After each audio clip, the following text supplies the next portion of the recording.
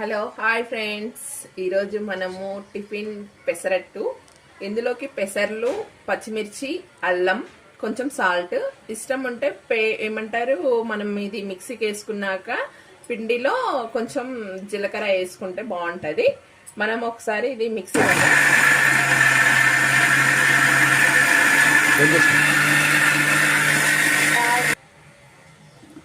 ఇదిగోండి, ఇది మన పిండి ఇలా రుబ్బుకోవాలి.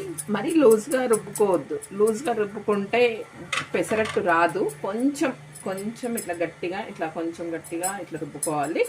మరీ మెత్తగా కూడా రుబ్బుకుంటే మనకి కొంచెం ఇదిగా ఉంటుంది, దోశ తిన్న ఫ్లేవర్ లాగా ఉంటుంది. ఇది పెసరట్టుకి కొంచెం బరదగా ఇట్లా రుబ్బుకున్నాం అనుకోండి, కొంచెం మంచిగా ఉంటుంది. మనకి పళ్ళకి నమ్ములుతుంటే కూడా కొంచెం ఇట్లా మంచిగా అనిపిస్తుంటుంది, టేస్టీగా.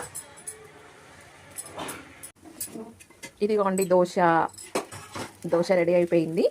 దీనికి కొంచెం ఆయిల్ అప్లై చేయాలి, మరీ ఎక్కువ చేయొద్దు, ఎందుకంటే ఆయిల్ గొంతులో మొత్తం ఇట్లా ఉండిపోతుంది.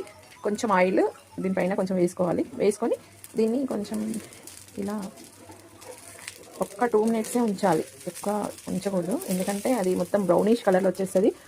అట్లా వస్తే టేస్ట్ ఉండదు, తినాలనిపించదు అస్సలేను. దీన్ని మళ్ళీ ఉల్టా వేసుకోవాలి. ఉల్టా వేసుకొని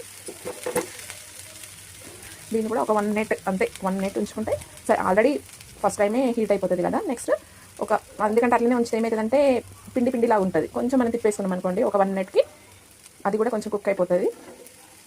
ఎక్కువ చేసుకున్నా కూడా అది ఏమవుతుందంటే ఎక్కువ హీట్ చేసుకున్నా కూడా రొట్టెలాగా అయిపోతుంది, జొన్న రొట్టెలాగా అట్లా అయిపోతుంది. అందుకని కొంచెం ఒక 1 మినిట్ ఉంచుకున్నాం అనుకోండి సరిపోతుంది. ఇప్పుడు దీంట్లోకి టమాటా చట్నీ అయినా లేకపోతే పల్లి చట్నీ అయినా కాంబినేషన్ చాలా బాగుంటుంది. ఇదిగోండి, ఈ కలర్ వచ్చేస్తే సరిపోతుంది, అంతే. ఓకేనండి, టేస్టీ పెసరట్టు మీరు కూడా చేసి చూడండి, బాగుంటుంది. హెల్త్ కూడా చాలా మంచిది, అసలు పిల్లలకి చాలా హెల్తీగా ఉంటుంది. ఓకేనా ఫ్రెండ్స్, బాయ్.